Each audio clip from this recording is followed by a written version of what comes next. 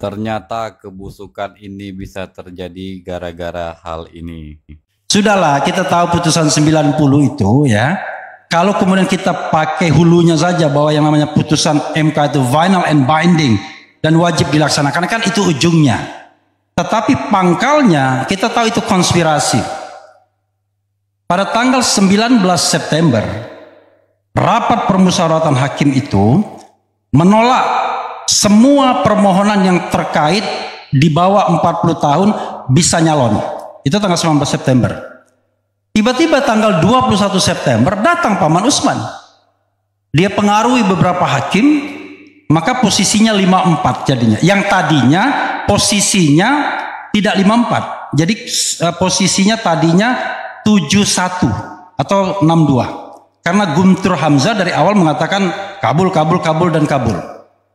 Tapi kemudian yang terjadi adalah Paman Usman datang dan 4 orang hakim terpengaruh, maka kemudian posisinya 54. Tetapi Bang Gani dan saya kira semua sudah paham dan tahu, 2 orang hakim itu menyampaikan concurring opinion, yaitu pendapat tambahan dari mengabulkan. Tapi kalau kita baca concurring opinionnya, Eni Nurbaningsih dan Daniel Yusfik mengatakan yang bisa itu dia minta adalah gubernur saja, baik sudah selesai menjabat maupun sedang menjabat.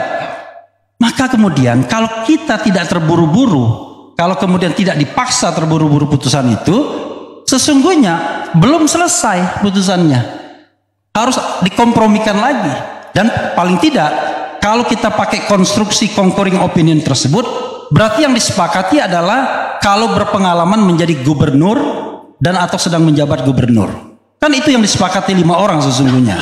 Tapi dipaksakan, makanya kemudian Hakim Konstitusi Wakil Ketua Saldi Isra merasa heran dengan 2 hal. MK kok cepat sekali berubahnya. Kedua, ini barang belum selesai, tiba-tiba sudah diputuskan.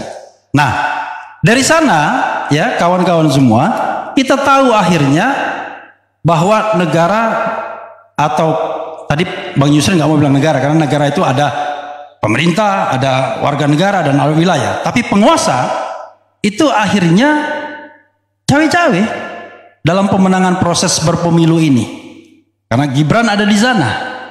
Sekarang kalau kita bisa misalnya bicara tentang pemilu yang jujur dan adil versi Indonesia atau versi negara lain, apa sih yang menyebabkan pemilu itu tidak jujur dan tidak adil dari sisi kualitatif? Kalau kuantitatif kan kita cuma bisa bicara soal salah hitung,